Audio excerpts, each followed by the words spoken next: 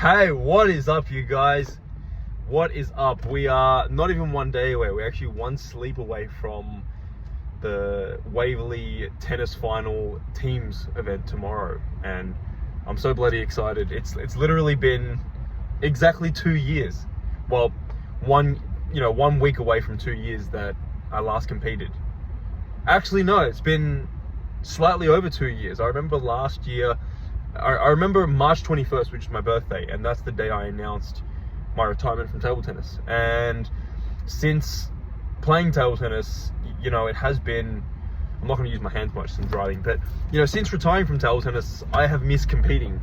Contrary to, this is not the stuff that most people understand unless you kind of have been in these shoes before, but I miss competing. I don't miss hitting table tennis balls, because you got to think about it, in that 23-year period to be a professional table tennis player, it's a different lifestyle than what is typically when adults, they go and play a sport and they just enjoy the sport, they enjoy the feel of doing that sport. Like tennis, I've played for 10 years, 9 years now, but in that 9 years, I've played way less than say, a 10-year period of when I played table tennis. So that novelty is there for me. And because I've always had such a huge obsession with competing, the kind of emotional feeling you get before a match, not knowing if you're going to win, not knowing how it's going to turn out, riding through that, going through that whole process, preparing, and then finally match day comes and, you go through that fun process of playing point by point, fighting, trying to beat the opponent. I love this stuff, It's very ingrained into me, individual sport, and being able to do this in a team matter for me, it has the best of both worlds. It has that your time to shine, and you're playing in a team of 2, 3, or 4, and yeah, you're getting along. And it's also special in its own way, because table tennis for me had my whole self-worth on the line. I was like, if I win, then I'm amazing. If I lose, then I'm an absolute failure. That's how I went about most of my career. So to be able to now get into a space where I'm competing, and I'm able to enjoy that pressure, and I want to win, but I've got much more of a healthy perspective on it, right? I'm able to play it and not worry about, I want to win, right? I definitely am, feeling the nerves and the pressure, and I'm worried. I'm less so worried, I'm more so intrigued if I'm going to win or not, right? And just the whole experience of competing itself has become a luxury for me, where it wasn't always. I didn't know how to view it. I didn't always have, had a lot of baggage on my shoulders, and pretended to be confident throughout the whole of my table tennis career. But nowadays, being a more mature person, it's like I really do miss that competing aspect, and it's what's driven me back, right? I was kind of torn between, do I want to be someone with massive muscles?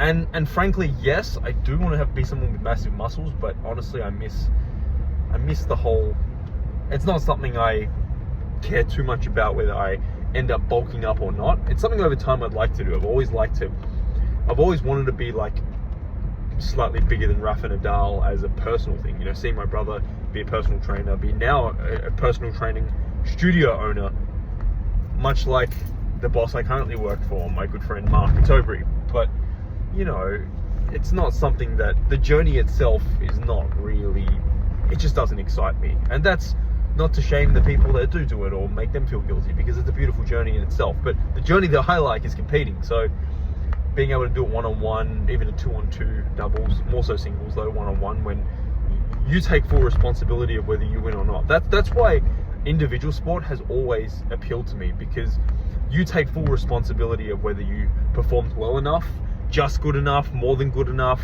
not good enough, slightly not good enough, or clearly not good enough. Then you take responsibility for continuing that and trying to be better next time, or taking the confidence from a win and using that to snowball more wins and more confidence. So, one day out, I guess, I could talk about this thing for ages, right? But, one day out before a tournament, what am I doing? Well, fortunately, I don't want to say I had work. I love the people that I most of the people that I work with at Enterprise Fitness, I love them. So being able to work side by side with someone of a champion mindset like Mark Atobri, who owns Enterprise Fitness, has been through, was never a sports person, but always, always spent his life and his mind trying to be a champion as a personal trainer, and then nowadays as a businessman, as a studio owner that has 14 personal trainers and counting, that are really specialized, and he's responsible for running all that. So to be able to work alongside a champion like that, because you don't become a champion like he is, who has made it into the millionaires and is known to be an enigma in the fitness world by not embracing some of these mindsets that make elite athletes great. Even though he's not an elite athlete, but he's trained them a lot of them. He did train Andrew Maloney and these sort of guys, but he does have those behaviors and actions of what I believe to be a champion.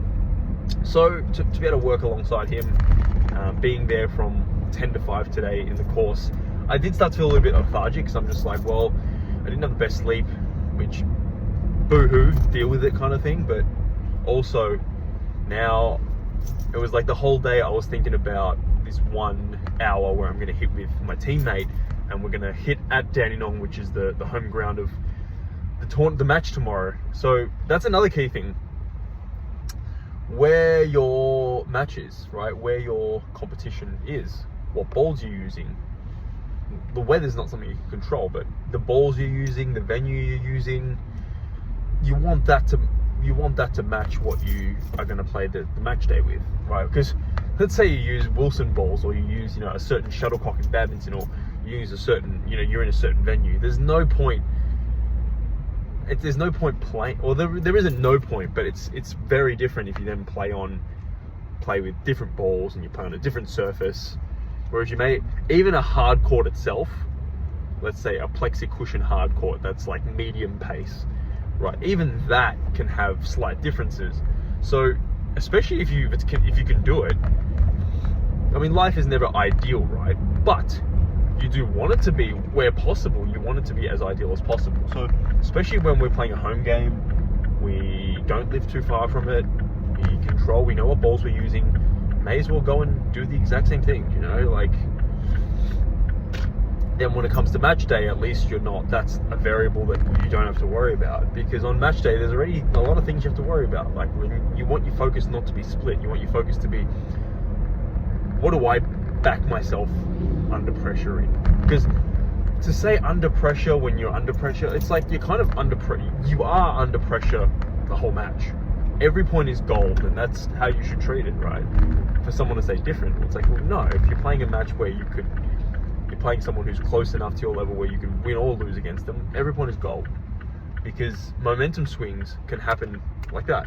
They can happen in a flash. So you're always going to be on guard, you're always going to be focused. And when you're winning and you're having a tactic that is successful, you got to keep doing it until your opponent proves with enough evidence that it doesn't work anymore. So this is a classic mistake that a lot of athletes make. They find what works, they get a good lead, then they start to get really complacent and go, let me just change what's working. It's like, no, don't change what's working. Keep it boring. That's the art of being a good competitor. Keep it boring and keep doing what works. Only if you're doing something that's not working for the most part, then you need to change. If you're doing a tactic that is working, it's on the opponent to find what works, right? It's up to them to change it. And people go, but if you stay with the same tactic, Hemming, isn't your opponent going to get used to it? Yeah, they will get used to it, but so what? If you are able to pick on a weakness or a hole that your opponent has, how do you think, what makes you think that in the span of 2 minutes they're able to fix that thing, right? Skill sets that you need to build, and then you need to build confidence and solidity, and it takes months, it takes weeks, months, if not years, right? So when you find a working tactic and your opponent just is scrambling for a solution, more often than not, they aren't really able to find a solution until you beat them with it. At the professional level, obviously, it's a bit more, they're able to adapt a bit quicker, because players do tend to be a bit more complete. But unless you're at the top 100 of the world level in something, it's probably unlikely that you find a working tactic and they're just going to be able to, within a couple of points or within a set, they're just going to be able to figure it out and know what to do against you. It's very unlikely, right? So, you know, take this from the experience of someone who's been #1 in Australia for years, who's been 61 in the world. It's like, well, this worked for me. This worked for me to stick with the tactics that worked, right? I closed out a lot. I got good at closing out matches when I was able to really embody this, right? That, and also, like, no matter what the score is, not getting too comfortable. I'm always thinking it's level, no matter what score it is, because then at level, you just want to stack up every point, right? I don't know exactly about you, but I want to stack up every point. I want to be like, well, level, every point I win here is gold. Let's just win the next point. And I'm just focused on the next point, right? And also, if you're down, what you want to be thinking is like, is it a matter of like, I've just been missing balls and I need to like sharpen up and tighten up a bit? Or is there a tactic that I actually need to change, right? And you're trying to find solutions away from that. Because if you keep doing what you're doing, you're probably going to lose, right? Statistically speaking, you have been down a set or something like that, right? So back to today, how would you prepare for a match? Well, today in my practice, which you'll see some points here,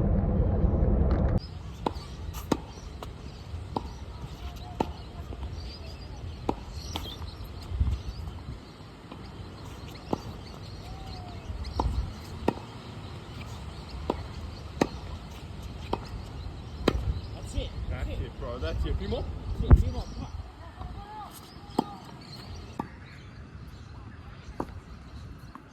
Yeah. Yeah.